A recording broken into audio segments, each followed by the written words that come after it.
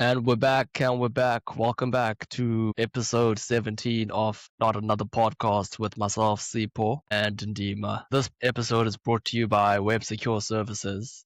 Most businesses don't know what cyber attackers can already see about them. WebSecure gives you that picture first and a clear plan to close the gaps before they're exploited. WebSecure helps organizations identify, understand, and reduce cyber exposure risks before attackers exploit them. For all your cybersecurity needs, follow WebSecure Services on LinkedIn and DM for queries. So yeah, we just had to get the church announcements out the way once again. And today we've got a very interesting guest. Finally, we've got another guest on the pod. I'd like to welcome Sazi Ntuli. Sazi Ntuli is an investment funds lawyer in the UK. And yeah, man, we just decided to invite him over just to talk to him about his journey and everything in between, man. So welcome to the pod, Sazi. How are you doing today? Yeah, I'm good, man. How you guys doing? Great, man. How are you, Ndima? All good, bro. It's great to have another guest after so long. How you doing? Yeah, nah, we all good this side, man. So yeah, Sazi, like I said, welcome to the pod, man. And just to kick things off, man, just take us through the journey. How did we get here? Because I know we know you from way back, right? We all went to high school together. I was fortunate enough to be in quote unquote proximity with you since you were at Rhodes and I was in PE at NMU. And then I know that you were in Cape Town for a while doing your thing there. Yeah. So can you just take us through the entire journey and the come up? Yeah, sure, man. Firstly, I'm not convinced that your guests want to hear from an investment funds lawyer. That Oh, sounds come on, bro. Why not? Why sounds, not, bro? sounds a little less exciting than some of the guests you guys have had on here. But Mm-hmm. sure. So yeah, I'm an Eastern Cape guy. Mm-hmm. I was born in Tanzania, Cecilia Makiwane. And I spent pretty much my whole first 23 years of my life in the Eastern Cape. I'm a rural kid as well, so Yeah. I lived in sort of rural areas growing up, and I moved around a lot, like from my family and things like that. And I Mm-hmm. think those types of things sort of influenced the type of person I am today.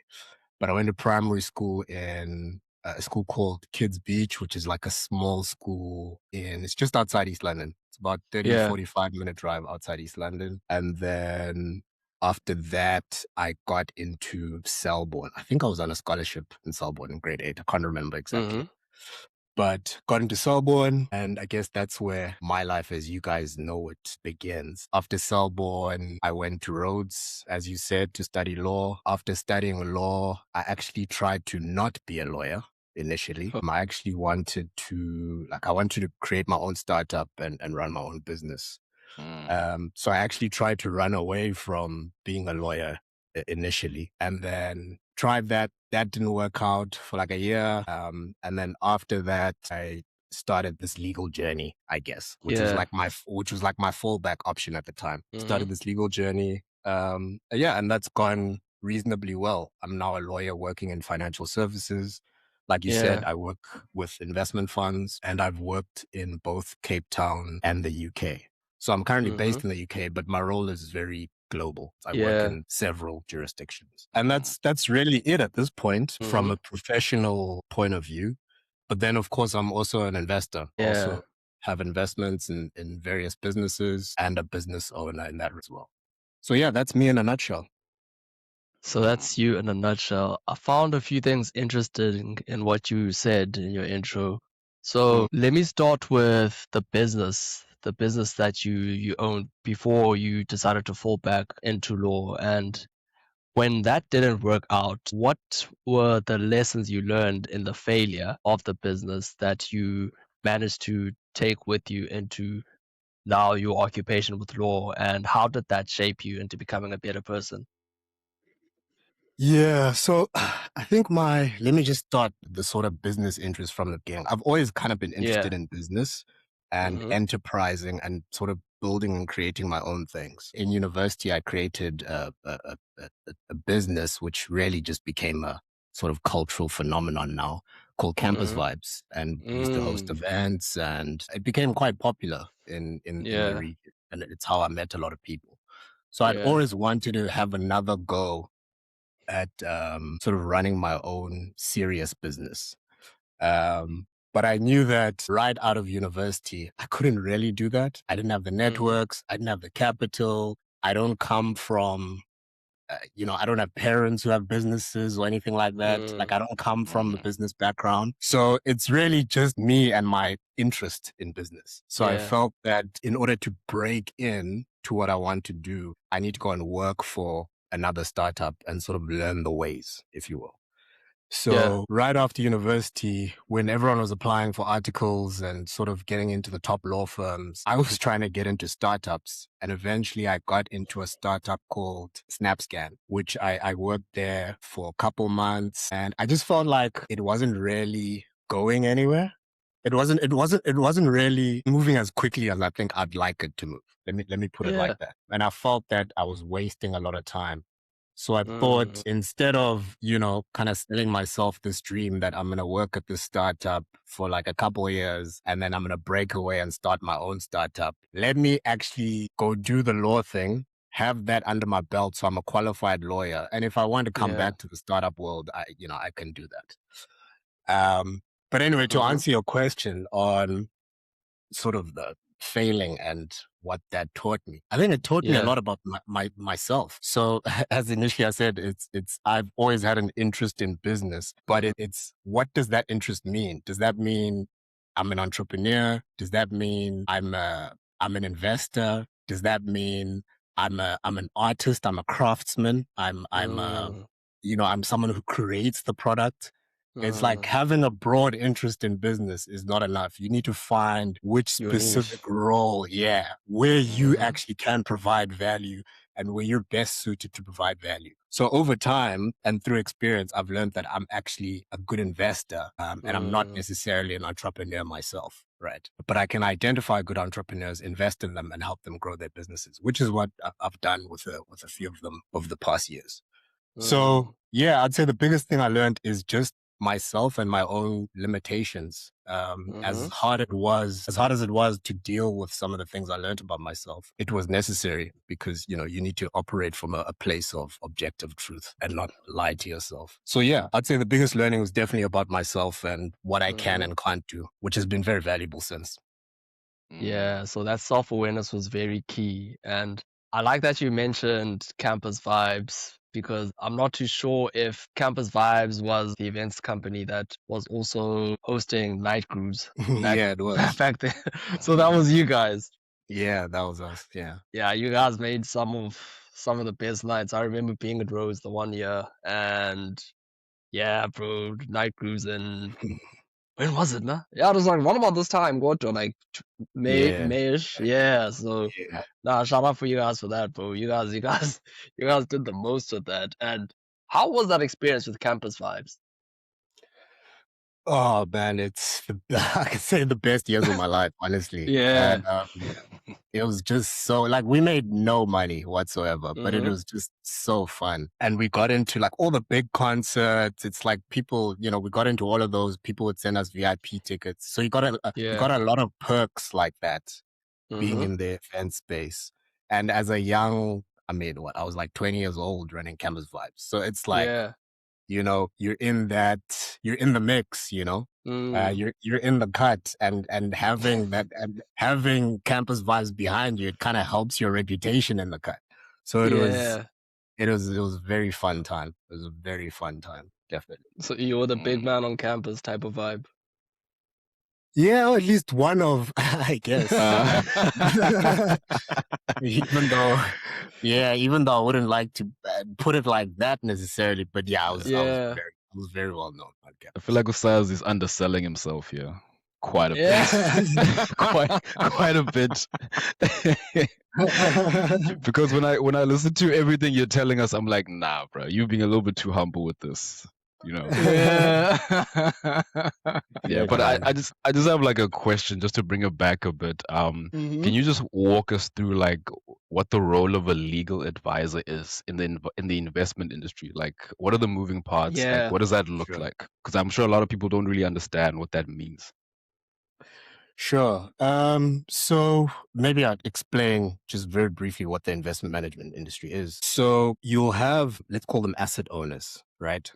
Let's say a company like Discovery, they have medical aids, medical insurance, which means they're receiving money from people on a monthly or frequent basis, right? So they have a pool of cash which is ready to be deployed for insurance payouts, essentially, when people have claims. So have these pools of cash, and other companies like Discovery. This is just one example, by the way. And it's obviously not practical, or it's not wise to just keep pools of cash just like sitting there, because inflation is eating away at those funds. So what these companies do when they have these large amounts just chilling there is they need to manage that money in the best way. So they'll pass that money on to investment managers who will invest that money in various assets and just protect the money or make sure it grows, right? So that's essentially the industry I'm in. And what a lawyer does in this industry, so it's a heavily regulated industry, as you can imagine. Anything involving people's money, and investment, it's heavily regulated. So one of my roles is to advise on the regulations, what we can and can't do in each country that we operate in, how we engage with our clients, that sort of thing. And then the other side of it is a lot of document drafting. So like a lot of contract negotiation, contract drafting, contract reviews, things of that nature. So if someone, for example, if an asset owner gives us their money to manage, there will be an agreement governing that, right? There'll actually be various agreements governing that. So I will draft and negotiate those types of agreements. I'd say that's the gist of it. But anything sort of ancillary to that is also forms part of my job. I see. Yeah. And I'm sure that you meet a lot of people, and a lot of very important people who are trusting you and your firm to protect and grow their assets. And what would you say is some of the most interesting bits of your job? I'd say it's probably the same interesting bits throughout my career and my job. It's just like arguing a point of law. Yeah. I just find that interesting. I get quite you should see me like when I'm drafting or responding. I get quite worked up and like quite excited by arguing a point of law and seeing who's right and that kind of thing. I always believe I'm right, so I just find that whole thing exciting. So I think arguing a point of law is probably the most interesting part for me. Just for the love of the game, basically. Just for the love of the game. I actually I enjoy things. I enjoy when things are contentious. Heated. Yeah. I probably shouldn't say that, but it does excite me. That's exciting. And then in terms of, where do you think that comes from? Like your love for heated moments? Is that, were you always a fighter, or is it something that you've acquired? That's actually a good question. It's not something I noticed in myself until high school, till maybe like 15, 16. And it wasn't me who noticed it. It was, so I could say it's like 3 people who kind of identified it in me, but there's one main person. I don't know if you remember Mrs. Milwitsky. Oh yeah, rest in peace. Yeah. Rest in peace. Man. She was my debating teacher pretty much from like grade. She got me into debating. She asked me to join the debating club. And she took me for English in grade 9. And I think after an oral or something, she's like, dude, join debating. And then I kind of stuck with her for the next few years. And I think she really saw that in me, that I kind of have this ability to think quickly on my feet under pressure. And I guess, that's how I got into it. And that's when I also realized that I had that skill. But before that, I didn't really notice it. I'd say before that, maybe the influences were just growing up Elalini. Yeah. It's if you consider, so Elalini, my family, it's like we're not rich by any means, but we're considered, because my grandfather owned like a little spaza, right? Yeah. you kind of like the elite family, Lalin. You know what I mean? Yeah. Yeah, Yeah, yeah, yeah. I know that vibe. yeah. You know that vibe. So now, Yeah. so now it's like when I'm hanging out with my friends and we're all playing, and like maybe we're going to another village to play. It's like if you're not careful, like you can get picked on.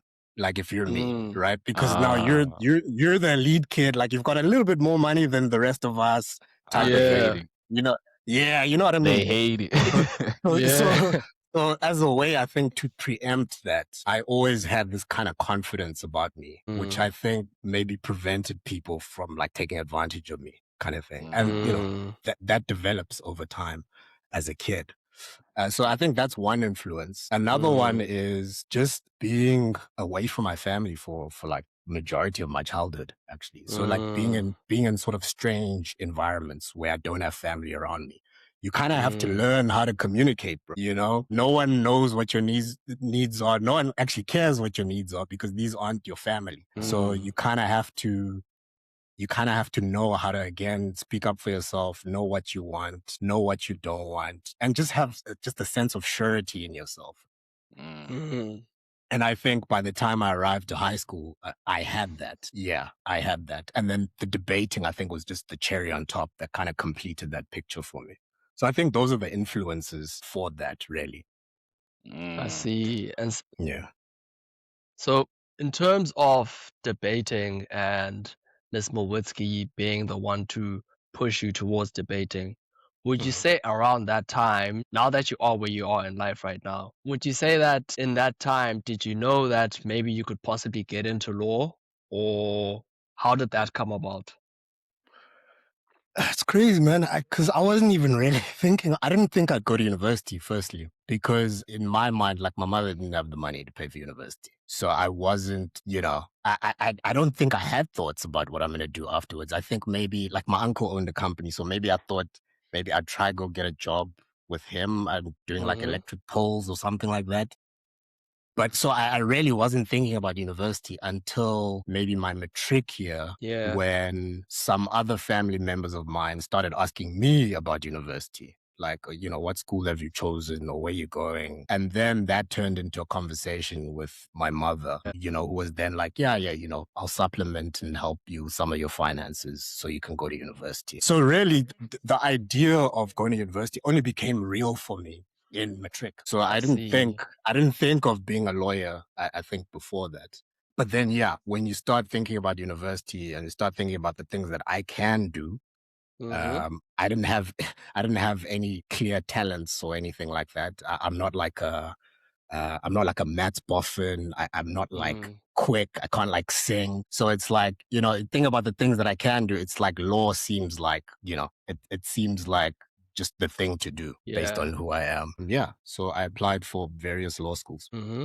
Mm. Yeah. And then Rose just happened to be the one you got into. Yeah. So I remember I applied so after I was speaking to my mother about university, I think I Mm-hmm. applied at UJ because UJ was the cheapest. And again, like I was really worried about money.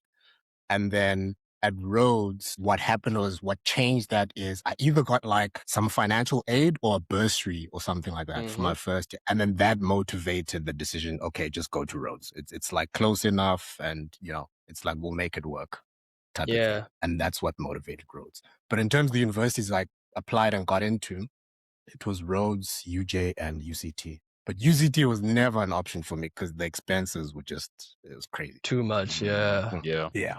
Yeah. Okay. I'm not too sure if Indira wanted to ask a question or I can just carry Yeah. on with a Yeah, few questions. I have a question. This is just to bring it back to your industry, right? So, Mm. do you think that there's, in the time that you've been in the UK and that you've worked that side so far, do you think there's a difference in how people move with money that side compared to here? And how exactly would you say that is? If there are any like fundamental differences? As far as my industry goes, it's probably not a good example to give because we work with institutional clients, which means Mm. we work with companies who have money to invest. So like Yes. banks and, you know, those types of things. And for the most part, companies like that here behave the same way as companies like that in South Africa and companies like that in the US and companies like that in the Mm. Netherlands, right? So it's kind of like companies of the same profile kind of just behave the same. Really? Yeah, if you're talking from a retail perspective, like a everyday person investing perspective, which is it's not really my industry, but it's related. 100% there are differences. But those differences, of course, will be motivated by the sort of different socioeconomic situations in both regions. Like here, there's far more disposable income for people to just do like extramural things. You know, people will pay to like go see, I don't know, like some guy performing at the park or something, or they'll pay for that grocery item that they really don't need. Whereas it's kind of different back home. The socioeconomic situation is tougher. So people, I think, prioritize their needs more than, you know, any sort of extra mural or additional shit in their lives. So there's certainly differences in how people treat money, how they view money, and how they even invest money. I mean, in South Africa, if you think of it, it's the majority aren't even really investing. Right. The majority, it's like young, black, probably unemployed at this rate, because if you saw the new statistics, something like 43%, youth unemployment, It's crazy. which is just nuts. It's like those people aren't even thinking about investments, right? Investment is not even it's not even on the list of things to one day think about or things to one day do. So yeah, man, there are massive differences in the sort of two industries. When it comes to because you brought up the point about how in this country, especially with abantu bamnyama, there doesn't seem to be a lot of attention to investing. Do you think that's because of scarcity, or do you think maybe priorities are not in the right place? Is it a mix of the two? What do you think is behind that? Hey man, it's like, how can you think of investing when you're thinking about survival? Yeah, it's most people are just trying to survive. They don't even have the money to survive. So it's where they're gonna get this money to invest. So there's a lot less disposable income in South Africa, which makes conversations about investing just inappropriate or premature, right? Yeah. Just they don't make sense. It's like people just need to live dignified lives first before they can then think about investing. So that's one aspect of it. There isn't enough money in the country. There isn't enough people with money in the country. Then the second, I'd say it's education, because even if you have a little bit of money or like you're still struggling to make ends meet, you can still invest, right? You can it can still work for you. But then it takes education to kind of know that. And where are we being taught about investments in South Africa? I can't think of any single course in the school curriculum or anything like that. And there isn't a heavy investing culture in South Africa as well. Like in America, it's like, you know about investing by the time you're a teenager. Everyone's talking about it, right? Everyone has like a Robinhood account or you know, some trading account, and you like playing with your friends to see who can make more this week and things like that. So it's part of the culture, and it's part of the education you get just growing up in a certain region, and we don't have that. We don't have that. Yeah, it's that hand to mouth culture, man.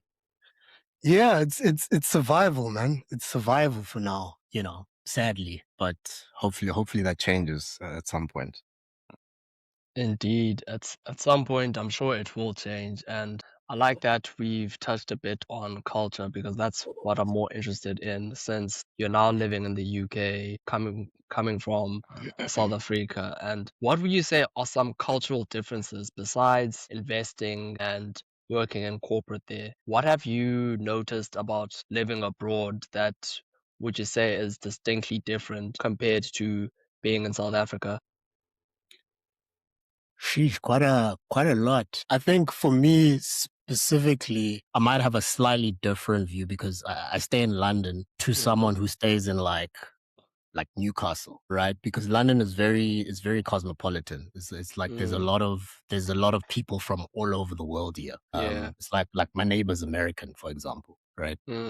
So London it's like a mix of cultures, and I actually really like that about it.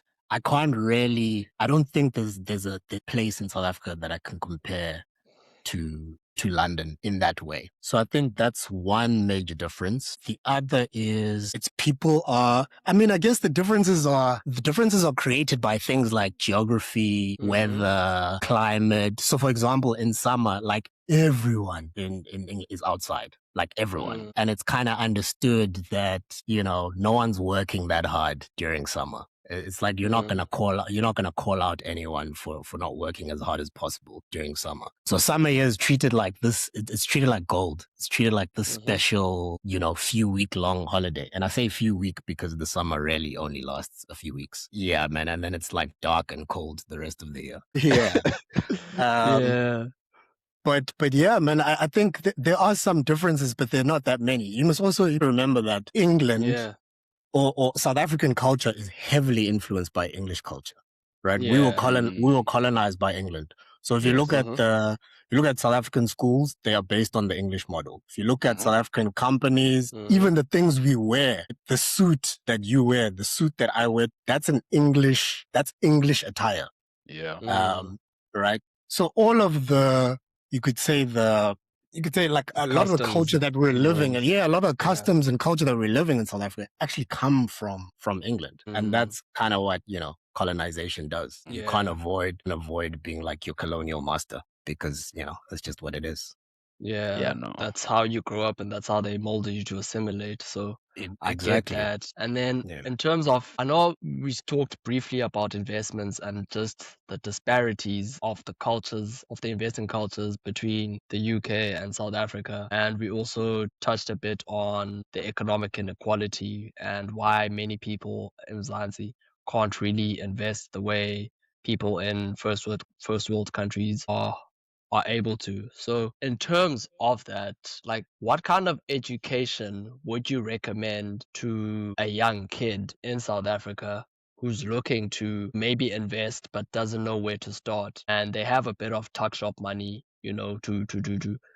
to spend, but they want to use it more. They want to be more adventurous with it. So like how would you guide that type of kid and what would you recommend? Yeah, I mean, firstly, I'm not gonna I'm not gonna financially advise anyone. So let's get that out the way. But if I was that kid, things are a lot easier nowadays than they were even 10 years ago, man. It's like YouTube, there's so much investing content on YouTube. Yeah. There's even like South African specific investment content on YouTube these days. So it's not hard to find the facts or the information if you're looking for it. It's there for you. And then you also have platforms like Easy Equities, right? Where you can just invest on Easy Equities. It's right there on your phone, minimal friction. So there's nothing really stopping you as a young guy who is already interested in that kind of thing. The problem for me is how many people are becoming interested in investing at the right age. I don't think enough of them in South Africa. And that we can change through, make more South African movies about corporate and investing, make more TV shows about investing and about, building your finances and managing your finances. You have a show, I think it's on HBO or whatever, but it's that show called Industry. This show is about trading on Wall Street and kids in America love this show. It's like you go to university, after the night before it's aired and you talk about it, right? What happened in the show. What that does, it instills this culture of we are now people who do this. We are now people who talk about this, right? It forms part of your identity. And when it forms part of your identity, you will develop interests around that. And that's really how you get into it. I looked in a Ntuli telenovela. That's the problem. Yeah, boy, yeah. It's like it's like I get it, bro. The Moja love and everything, Hey, my dog. No, there's space for that. Don't get me wrong. There's space for that. We need that kind of stuff. But maybe our culture is that dominates our culture too much. Too much. Our media culture. Shout out to Choop Choop. Unandikhokhele. Yeah, so Sazi, you mentioned something about age that I want you to go into more depth about when it comes to investing. Why is that important? Why is that important to start that journey early or at whatever age? just because of the magic of compounding. So obviously, I mean, we all know how an investment earns interest or generates their own interest. But the idea is that because of compounding, the increase in your investment is not linear. So let me explain. It's like if you invest 100 Rand this year and you're making 10% annually, right, from your investment. This year, you're going to have 110 Rand at the end of it. Yeah. Next year, 10%. So 10% this year is 10 Rand. Next year, 10% is more than 10 Rand. So you're making more than 10 Rand. You know what I mean? And it just continues doing that for years and years and years to the point where that 10% you're making is like, a couple 100 Rand. And now you apply that to a much bigger amounts. It's essentially the longer time you give yourself to make an investment, just the more that investment can exponentially increase. So you give yourself a much better advantage. Yeah, it's just the simple idea of compound interest, right? Mm-hmm. It's that the earlier you start, the more you'll have. I see. And there's something I wanted to ask. Oh yeah. So in terms of you being in the UK now, how much are you still in touch with South African affairs in terms of everything going on in the country? Like how tapped in are you into that? I wouldn't say like it's like the sort of like the news and sort of pop culture things. Yeah, I mean I still have some knowledge. Obviously I'm not as deep as I was when I was there. But it's like I still have investments in South Africa. So I still have interests in South Africa. And I'm there still often. I'm there like twice a year at least. So yeah, I still more or less keep up. Are you aware of what's going on with Ramaphosa and Palapala and all the other chaos that's been going on in terms of man. Vaguely. Vaguely, yeah. I know that Cyril was found with some cash in his sofa or whatever. And then there was a recent court judgment, which in effect is saying we should have another look at that situation and then decide what to do. That's essentially what's doing. So yeah, I have a vague idea, but I'm not like too deep. I don't know the facts too deeply. For example, I haven't read the judgment that I'm talking about. Yeah.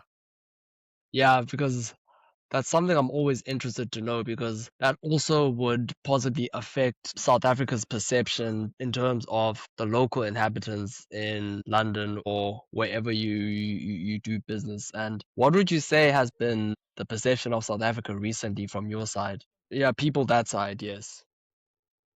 Well, I can only tell you with the people I'm around, and I mean I'm around investors more so than anything. And from an investment perspective, South Africa is actually looking very positive. There's a lot of upside. There's a lot of potential upside, right? I think South Africa and emerging markets in general, South Africa, India, South America, there's some good opportunities in those markets. So from the perspective of investors, I think they're looking at it positively as an opportunity. But the worry with these regions from an investor's perspective is, can I trust my money in these regions? That's always been the big issue. But from the general perspective, it's definitely one of opportunity. And before I let Dima speak, are there any like cultural exports that you've managed to introduce to some of your close people that side, in terms of like some of our music, some of the cuisines that we have, and what kind of exchange have you had with your mates that side? Yeah, definitely. I have braais with my friends here. So yeah, they know, like I'm definitely a big fan of braaiing, like a lot more than they are. Yeah. And I've noticed that that's something very South African about. I think that the music, some of my friends here, they listen to like piano, they listen to some South African hip hop, courtesy of me. So it's like I've exported myself essentially. I'm not trying to, not trying to impose South Africa on anyone, but it's like whatever I'm interested in, people are around that, and I guess they'll consume that. Yeah. So Yeah, go on, Dima. Sorry. No, I was gonna ask a brief question because Sazi mentioned something about braaiing. How bad is food in the UK really? Because we hear a lot about that. Oh, how bad? We need you to confirm. It depends.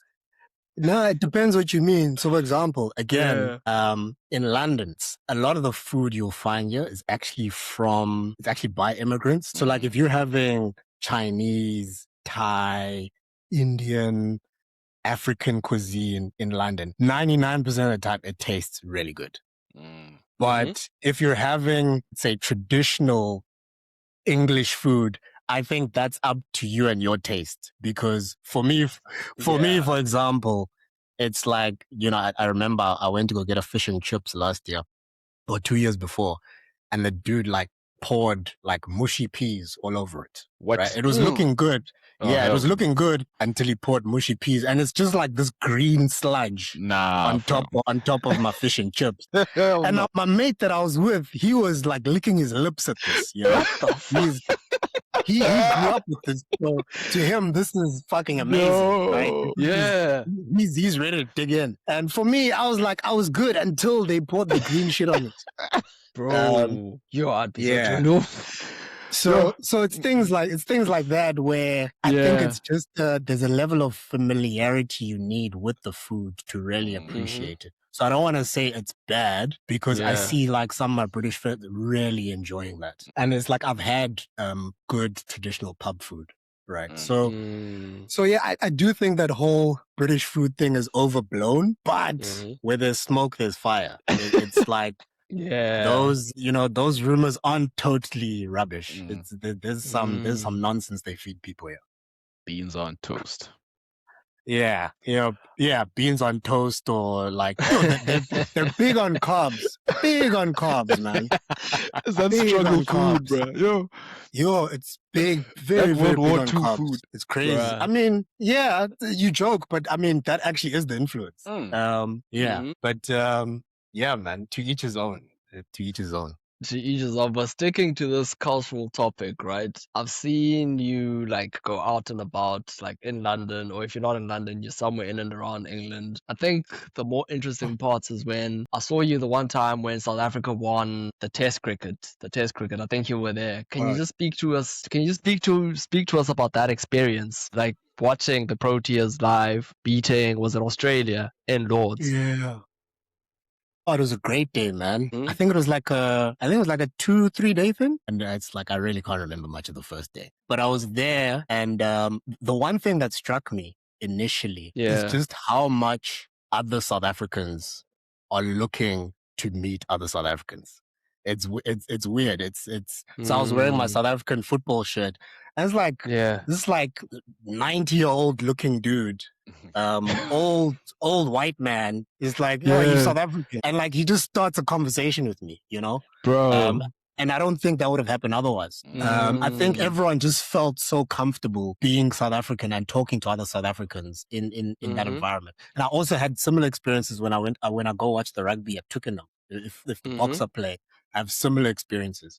It's like South Africans can't wait to be with other South Africans in moments like that. So that's one thing that I was struck by immediately. And then the second, it was just a nice day, man. It was just a nice day. It was filled mainly with corporate people. It's like the stands I was sitting on, it's like all the CEOs and all the lawyers and all the fucking financial advisors, all those guys in that stand. But it's like everyone drops the professional persona, right? Because we're all here watching sports. So yeah, man, it was just a very, very fun day. Like I said, from the parts that I actually remember. Yeah, just a very fun day.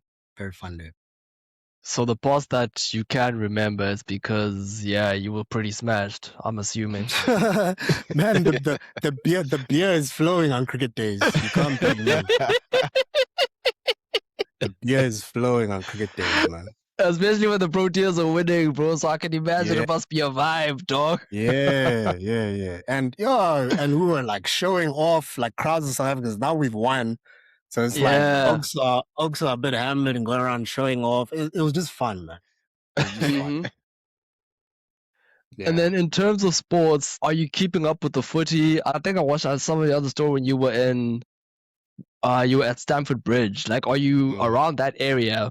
I'm assuming since you're in London, are you around the yeah. Kensington, like Fulham side? No, I don't live in Kingston, Fulham. I live in the south, Mm-hmm. but Stamford Yeah, Bridge is like 15 minutes from me. So it's quite close. Yeah, and that's why you'll see me at Stamford Bridge. I don't know how many times I've been to Stamford Bridge this season, Hmm? but I've been there a lot. And yeah, Yeah, it's just proximity. So that's how I end up going there a lot. yeah. And are you, in terms of the Premier League, what have you made of the season so far? It's been a shit season. There's no other way I can put it. So obviously Yeah, I'm a Liverpool fan. I mean, the season's been shit for a couple reasons. I think firstly, just the football that everyone is playing in the league yeah. is just very disappointing. So I've been watching a lot of League One, the French league, and I've Mm-hmm. found that I've been enjoying the actual games more than the Premier League. Mm-hmm. The Premier League just has more jeopardy and more sort of reputation. So like the games, they seem more important. Mm-hmm. But the actual gameplay, football, I'm enjoying watching. Yeah. I'm enjoying watching the French league at the moment. It's more free flowing. I'm assuming. Yeah, it's like just actual football and not this Yeah. rugby that I'm seeing in the Premier League. Rugby. Yeah, there's a lot of set piece plays that are being played in rugby. I mean, not in rugby, but in the Premier Yeah, League. There's a lot it's of set piece ridiculous. plays. You It's know. ridiculous. And it If, makes sense how we got to this point. It's like when the stakes are so high for every single club in the Premier League, yeah. no one wants to make a mistake. So everyone has this pragmatic approach to gaining Mm-hmm. points because the points mean so much financially at the end of the season, Yeah. right? Yeah. It's like you can't afford not to be in the Premier League, or for the big teams, you can't afford not to be in Europe. It's like the Mm. stakes are so much higher than they were 10, 15 years ago, to the point where like a team like Sunderland can't Mm. afford to have a bad season. Mm. Because they've invested so much in the squad and all Mm-hmm. those sorts of things. And then there's the revenue that comes with being in the Premier League. It's like the TV Yeah. revenue. It's like no one wants to Yeah. pass that up, man. So now you're Mm-hmm. playing your free flowing football and you thinking, I'm going to entertain the fans. Then you get whacked Yeah. 5-0 and you're relegated to the championship. Now you're not getting that Bro. revenue anymore. So that's everyone's thinking. It's very risk averse. And Mm. that's why we're getting the football we're getting, because no one wants to make a mistake, right? The stakes are too high. So yeah, it is what it is. We'll see. We'll So see. you'd say that. So you'd say that the commercial aspect of the Premier League has influenced the game in a strong way. That It's completely taken over. Yeah, yeah. it's completely taken over. I feel like that's happening to a lot of sports though. It's like every sport Yeah, is reaching its peak and it's just become too commercialized. It's even happening in like Mm. boxing and MMA, soccer, all of it. yeah. It seems like there was a peak maybe at some point a few years ago, and Yeah. now it's just there's too much money to be made That's the to the point. thing. It Yeah. is There's too much investment now. Mm. Yeah. Right. So, and with investment comes conditions and restrictions, and Mm. things need to flow a certain way because investment needs to be as predictable as possible. Otherwise, it's a bad investment. Mm. It's all these things have influenced the actual sports that we watch, and it will come for every sport. Eventually, it will happen to rugby too. But it's just, and I'm sad to say that my industry has had some part to play in this, because it's the Yeah. money that's invested in these industries that Yeah. has created these kind of new behaviors, you'd say. But yeah, man, I'd say it's just the stakes are too high. No one wants Yeah. to miss out on the cash and the revenue, so everyone's playing it safe. And I think there's something I wanted to ask about that in terms of how your industry interacts with sporting, and yeah, it's just that kind of dynamic. And could you just touch on that, or just talk to us about what you know about that side of the business in terms of investments and sports? Well, it's not that different to anything else. Sports clubs are assets, the same way a company can be an asset. You're investing in a revenue generating entity. So it's the same sort of investment approach that you take with any other investment, really, with any other private equity investment. Mm-hmm. If you see potential and upside, then you'll invest. So, for example, Yeah. you can use like Wrexham as an example, right? There's been a lot of investment in Wrexham in the past few years, and that's because the Mm-hmm. investors see that Wrexham will eventually be good enough to be promoted to the Premier League Yeah. and get that Premier League revenue, right? And then that's Mhm. when it'll be really worth it for those investors. So it's Mhm. like, so they see upside in that Mhm. investment. So that's like with any other investment. Whether I'm investing in property in Cape Town, how much is the property going to generate for me? Does it Mhm. have tenants? What are my expenses? It's the same approach, really. Football clubs Yeah. are assets. So it's the dynamic of the product is the same. It just depends on Yeah. the industry. And then in terms of your downtime, like what do you enjoy doing? Like let me start with music. Who you've been listening to recently? Recently, I've been heavy on. There's a Yeah. guy, I don't know if you guys know him. He's called Trap Dicky.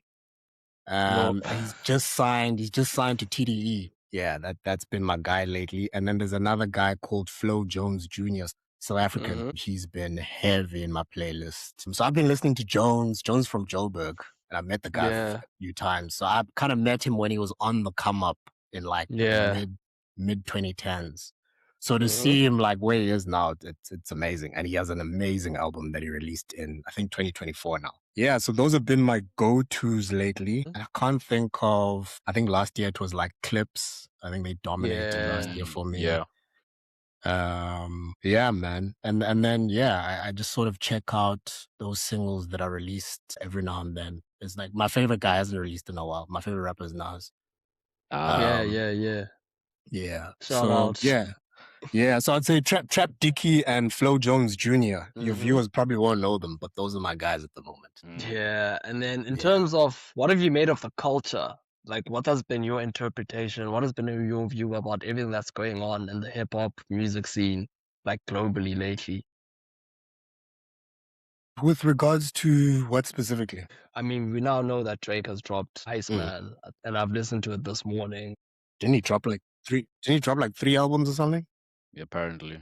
Yes, so there's Oh, Iceman, right? And when everyone's been anticipating it since we all want to hear what he has to say post his beef with Kendrick. Yeah, I mean it's quite good. I won't lie, it's a good album. Like there's like minimal features. He does take mhm. shots at Kendrick, obviously. Also takes Yeah, shots at a lot of people who turned their back on him after he took the L. yeah. And so I just want to ask you about that. Like, what's been your take? What's been your overall impression about what's going on in rap today? Firstly, I think Kendrick smoked that guy. Yeah, it wasn't even close. I think Yeah. that's clear. It's like Dis- just like Hmm. destroyed him. Yeah, just destroyed him. But that said, I do appreciate Drake's contribution to hip hop, man, and he's had a massive one. There's no getting around that. And I even think Kendrick himself would appreciate Drake's contribution to hip hop. yeah. Hmm. It's just the only thing is just sometimes how he carries himself can be a little bit of a problem. In terms of where the culture is, I think hip hop is bigger than ever, man. Hmm. It's like its own thing now that exists even separate from the streets. Like it's too big for Yeah. the streets now. You know what I mean? Hmm. It's grown beyond just the streets. And now it's even controlled in corporate boardrooms and things like that. Hmm. So hip hop it's huge now. And Hmm. we're seeing that in if you know that kid called Ian. I don't know where he went now, but he's like this rapper that was being pushed by all the labels last year. He's like this like Hmm. white like college kid type, Yeah, I remember right? him. Yeah, and I remember on Twitter people kind of had a problem with him being pushed because they're like, yeah, Hmm. people are whitewashing hip hop, or he's like an industry Hmm. plant or whatever. But Mm, man, you can't forget that hip hop is like so big now. yeah. It's like no one has control over it. Yeah, it's the new pop, bro. Yep. Yeah, it's the new pop. It's the new pop. Yeah, Exactly. It's like if you want to hit these days, you have to incorporate some hip hop elements. Mm, exactly. So from that perspective, it's changed a lot, and I'm not sure if I don't know if I love or hate that yet. But it seems to me what it has done is that because it's so big now culturally, hip hop, that has had a negative impact on the quality Mm, of the music and the quality of the musicians. Because now instead of attracting someone who really has a talent for writing and delivering rhymes, hip hop is now attracting anyone who just wants to make money. So, right. And that's what we're also seeing in the culture. Is why everyone looks like a fucking Migos if you go outside. bruh. Bruh. Yeah. So yeah, I say all Uh-huh. that to say it's the culture's really evolved and there's some Mm-hmm. good and bad and we'll see where it goes, man. All I know is that there's a lot of money in it right now and who knows where it goes from here.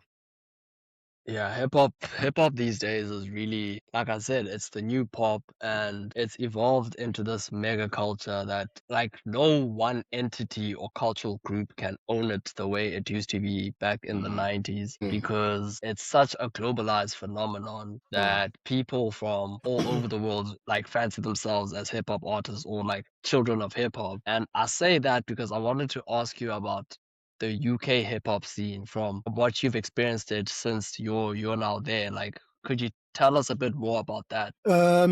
Tell you as in how I've experienced it. Yes, about how you've experienced it and like what are some elements that we may not be privy to that maybe you've hopped onto? Geez, I definitely don't know how to answer the last part. Just like your overall impression. Let me just put it like that. Yeah. I'd say it's firstly it's very dominant here. The UK. Yeah, firstly I think drill is like dead now. It's like there's like hardly anyone in the mainstream in sort of mainstream London bumping drill at this point. Yeah. What is big, what has become big is like that Afrobeat sound. That has become huge. Even like my favorite artist in the UK is J Hus, and Yeah. I think he embodies that sound. Mhm. It's like Afro beats meets hip hop, and he's very good at that. And I think that's generally where the sound is in the UK underground at the moment. But it's always evolving, man. It's always evolving. It was previously drill. Previous to that, it was like jungle was big. Previous to that, and now in the earlier days, we're talking garage. So the hip hop scene. I mean, the music scene, the street scene in the UK is always evolving, always evolving. And I think right now we're in the sort of Afrobeats era, if you will. Yeah. Which has been great for, I think, bringing in more ladies into the fold, it's like the drill era, for example, was definitely, I'd say, more favorable to the guys. Yeah. You know, dressing in like dark jackets, wearing ski masks, and it's like Shiesties. shiesties. You know what I mean? Yeah. It's that kind of you get to a party, you think, man, niggas are gonna rob you, but nah, they're just hanging out. You know what I mean? But nah, niggas are just Some chilling, munting. bro. Yeah, niggas are chilling. Yeah, bro. Yeah, bro. Nigga comes up to you, nah, he's just offering you a drink. Relax, you know. But he's wearing a shiesty. Wearing a shiesty as well, you know. But now I think it's a lot more sort of Afro beats, a lot more, Caribbean island ting kind of. Mm-hmm. Yeah, it's that kind of vibe. It's that kind of vibe now. Yeah. In fact, I'm going to my boy's a DJ. He's hosting an event this weekend, and I'm going to one of those. I'll probably post something on Instagram. Maybe we'll see. Yeah, Nice. show some content, man. Show some content. Hey, I'm bad Yeah. at that, man. People always saying, dude, like post more. I'm so bad at it. So bad. Live your life, Chi. Live your Yeah, life. exactly.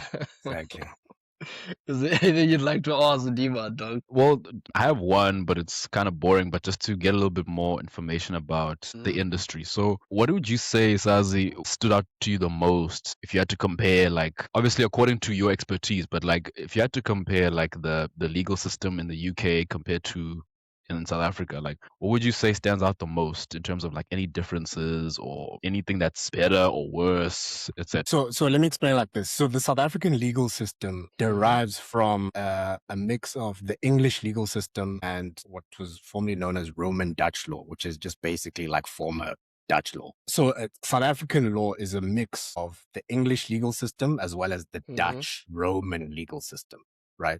So there actually aren't many differences at all. Yeah. There aren't, unlike, there'd be major differences between the English SA systems with like America and the English SA systems with Asia, like Singapore has a slightly different legal system. But as far as England and South Africa are concerned, it's pretty much, it's pretty much the same, really. There are huge similarities. And this is why if you're a South African qualified lawyer, you can come over here and take like an accelerated, let's say like an accelerated qualification course where you now qualify on this side, where you don't have to write all the board exams and do the full sort of 2 or 3 year training program. You can instead spend a few months just converting your qualification. And that's because the lawyers are trained very similarly. And that makes so much sense when you consider the history, though. Like considering the British colonial history, like it makes a lot of sense that there'd be those similarities. It's interesting. Exactly. I mean, you even saw, it's like, I don't know, we don't do it in South Africa, but you see these lawyers are wearing like gowns and they wearing these blonde wigs and all the wigs. That stuff is from England. That stuff is from England. It's not South Africa. That's directly from England. So it's a lot of, not just South Africa, in fact, a lot of the African legal systems in various countries heavily influenced by the English legal system. I see. And you know what's funny? Because like when you were talking about the gowns and the wigs, I just imagine like these very dark-skinned black guys wearing like blonde wigs. And I'm just like, this does not look. That's what you see, man. If you go to crazy, man. If I go and I speak to like my colleagues in Nigeria or like the Gambia, it's like these dudes with white hair. And like, you guys look ridiculous, and you know it. Yeah. Like it does not look good, bro. It does not look good. But Sazi, I think another question I want to get at is in terms of what you see now, and like we live in a period now that millennials and Gen Zs are maturing, but there's an impression from the younger generation of when they see someone successful, like they'll see someone like yourself on Instagram posting their life, going out and about, living in London, and they think that, okay, maybe I want to get there one day, but they may not necessarily realize what it takes to get there, right? And not only get there, but to stay and keep advancing from where you are. So what would you say are some of the values that you uphold that have kept you driven and focused in terms of where you are and where you're yet to go, that many youngsters wouldn't necessarily be privy to? Damn. So some of the values that I carry myself, I don't know if I have like a list, but one that certainly comes to mind as you say that is I'm a very big proponent of listening to yourself.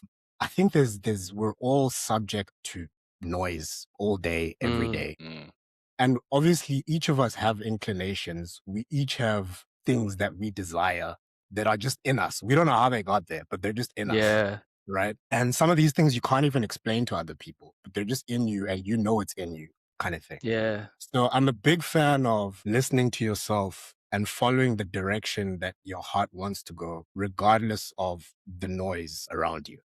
So for example, it's in another life, I probably would have been at a law firm now. I'd probably be partner at that law firm, right, in South Africa. And, that would have been a good life. And, I would have lived fine. And I think that's the life many people saw for me and actually wanted for me. Certainly my family.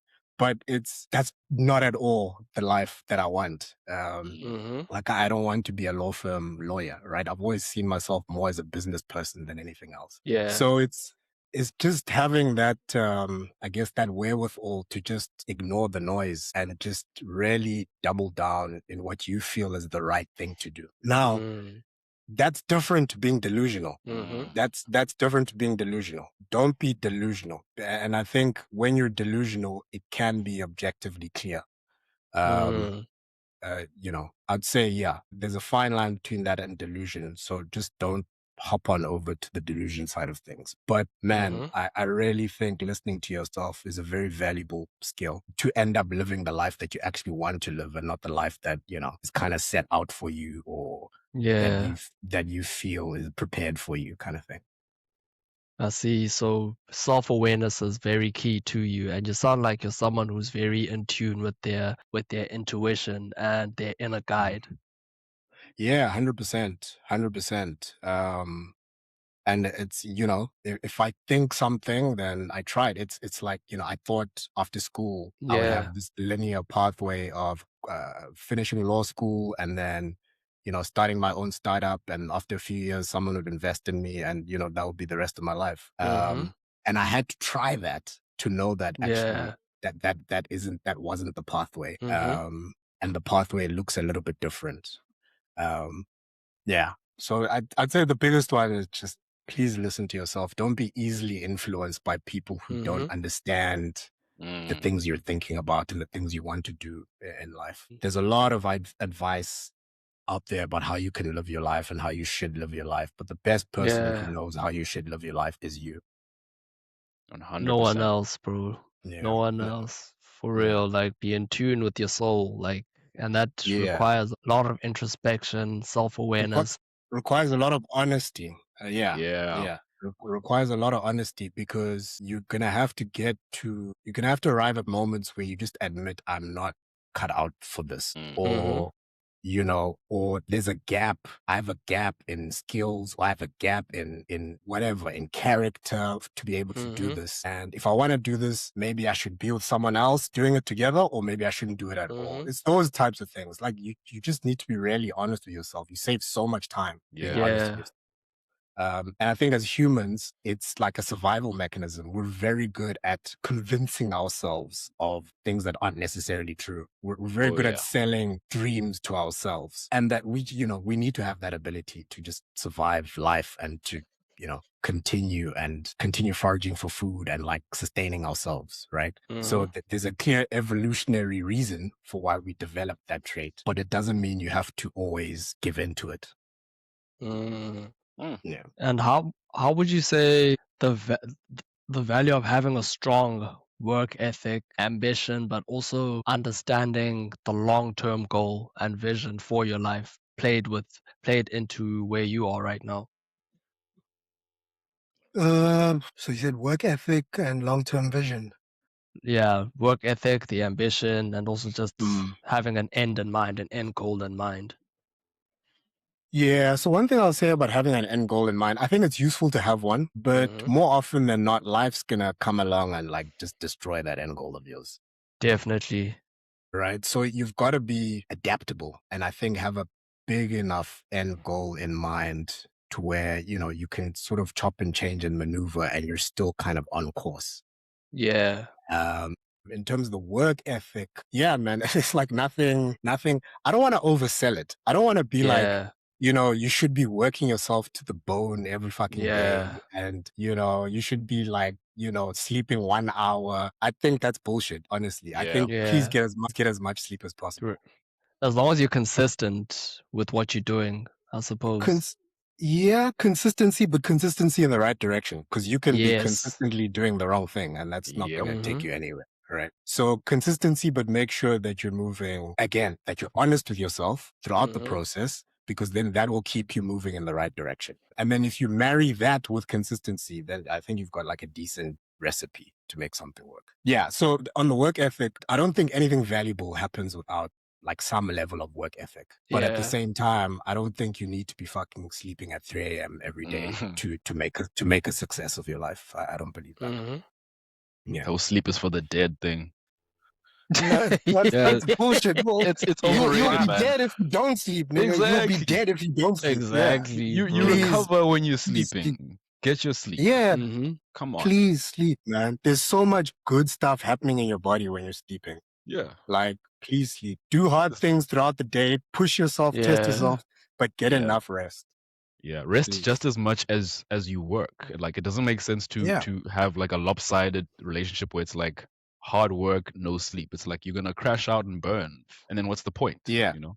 Exactly. Mm. Yeah. So just work and really what is hard work? It's like work Mm. ethic looks Yeah. different for different For people. We different all have people. different Yeah. capacities, right? So it's like you said, Ox, where I think more than anything, it's just consistency in the right direction and then keeping enough of a work ethic.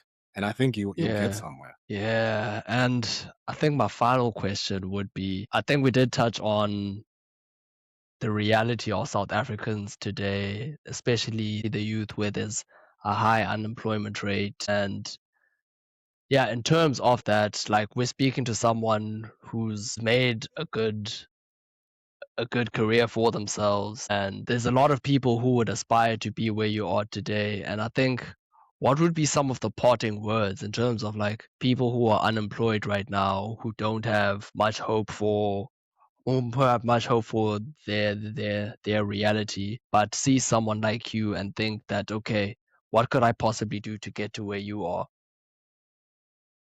First thing I'd say to those people is it's not your fault that you're in the Yeah. position you're in, right? Things have Mhm. happened out of your control that you just have no control over and that have landed you up in this position or have made it incredibly difficult for you to get out of that position.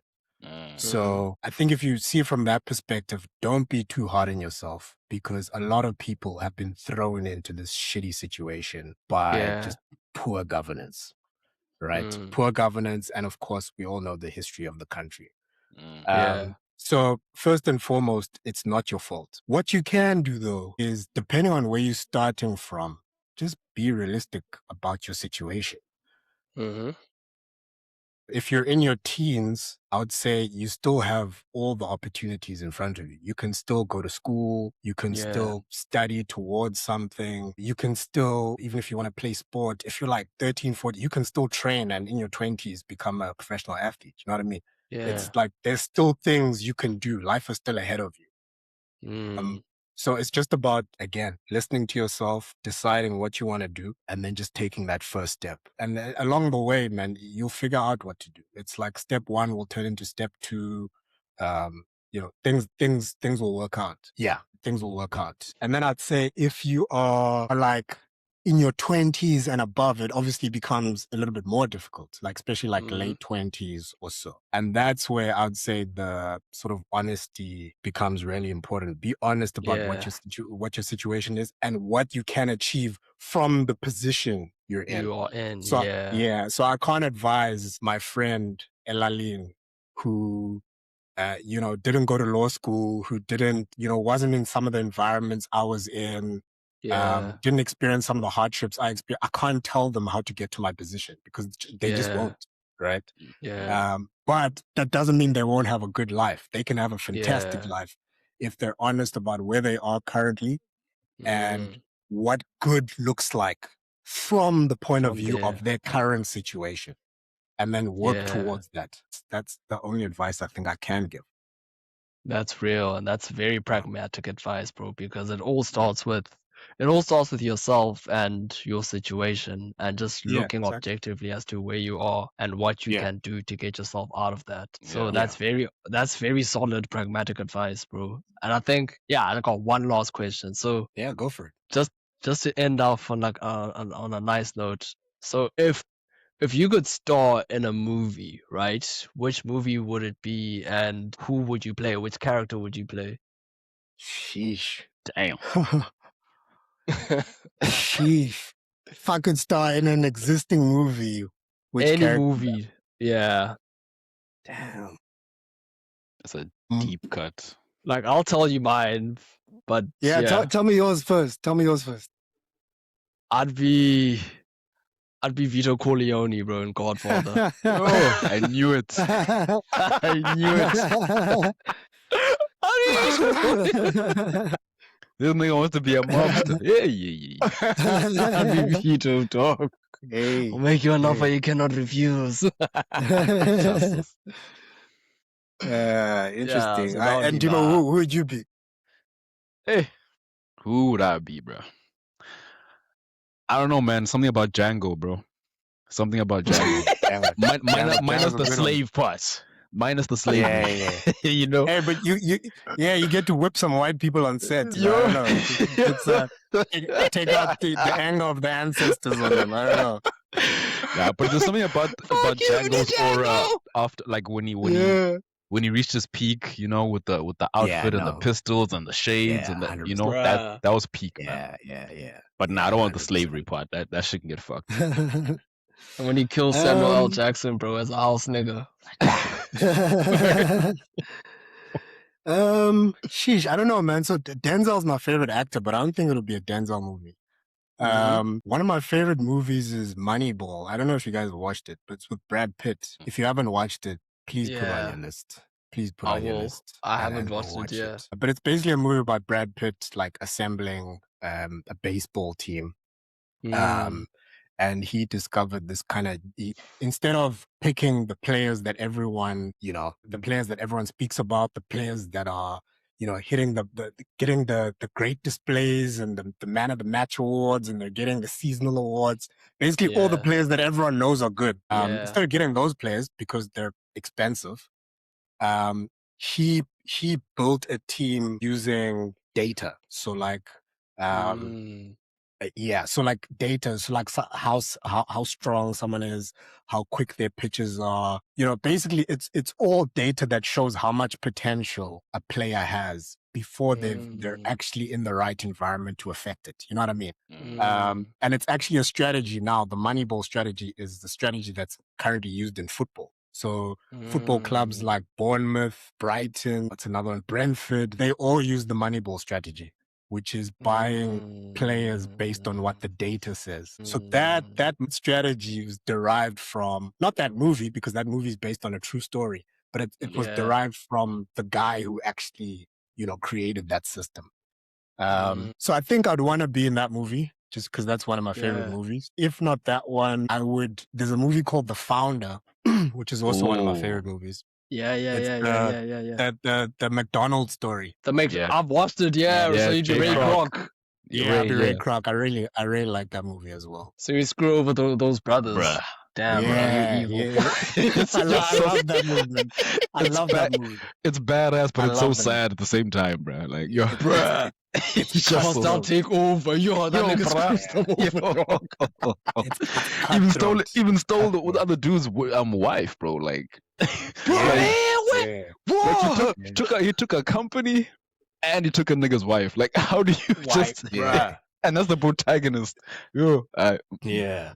Ray Kroc, man. So I think those movies are certainly up there for me. But I'm also a mob movie guy, actually. I'm a big fan of mob movies. Big Rob De Yeah. Niro fan. But yeah, I think I'll stick to those for now. have you seen The Sopranos?